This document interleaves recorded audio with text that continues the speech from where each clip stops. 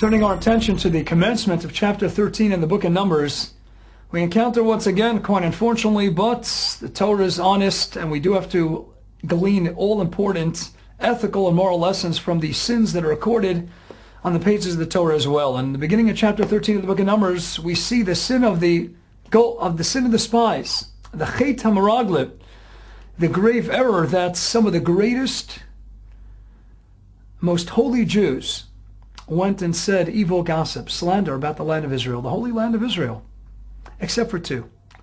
The two who refused to participate in the reports of the slander, the gossip about the land of Israel were, of course, Yoshua, Joshua, and Kalev, his dedicated colleague known as Kalev ben Yefuneh.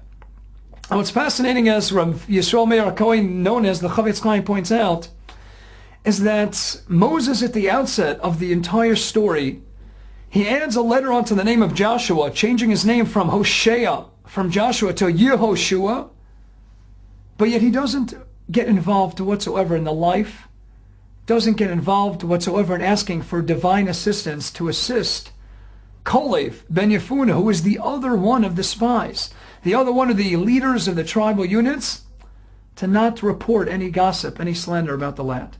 And the question, of course, would be that why should Moses, the leader, who is seeking divine assistance to help out Joshua during the trek in the land of Israel, why not get involved in the life of a Kalev? And the answer is as follows. There are two different approaches, two primary approaches that a person can champion anytime you find yourself surrounded by evil people. One approach, of course, is to remain reticent all the while, feign friendship, put on a facade of, hey, I'm one of you guys. And therefore, it comes with the added advantage that if they think you're one of them, they're not going to cause you any harm. They're not going to beat you up. They're not going to try to kill you because, hey, he's one of us. However, it's coupled with the negative aspect that you allow the negative influence to be sent your way, to come your way. Because if a person's going to stay silent throughout and not denounce their actions constantly, consistently, then very often what you're doing simultaneously is thus opening up the door to allow that slander, to allow that evil gossip to penetrate past your surface and, God forbid, affect you in a pejorative and a negative fashion.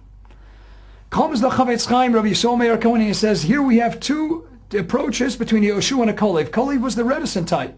He stayed quiet throughout, and thus there was no worry on the part of Moses that these spies are going to do anything to him, are going to cause him any harm.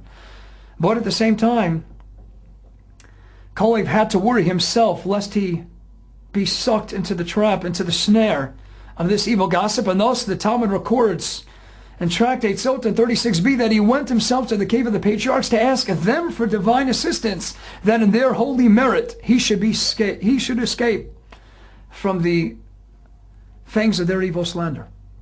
Joshua was an altogether different type of person. Moses knew that his devoted disciple, he always voiced his opinion. He denounced their actions. He wasn't just going to sit back, quiet, reticent, and feign friendship. No, he was going to take an active role in denouncing every step of their wrong actions.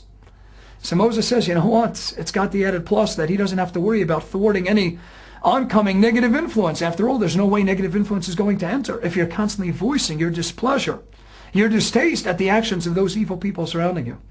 But on the other side of the coin, you need a special divine assistance. You need special help from God. Moses knew that, hey, if he's going to denounce their actions, if Joshua is going to rebuke them, chide them for their wrongdoing, what can likely happen is that they can cause him harm or, God forbid, kill him. Moses says Yoshua, Joshua, needs specific divine assistance. Kalev, I'm not worried about him. They're not going to cause him any harm. He'll go on his own. He'll go in and pray.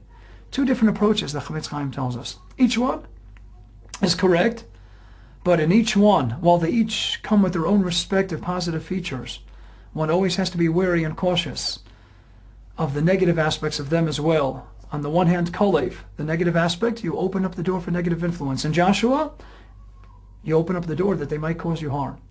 To always be aware that whatever your personality, whatever your personal attributes, it's important when surrounded by evil people, by slander, gossip, to know what approach speaks to you, but to constantly be aware of its respective pluses and minuses as well.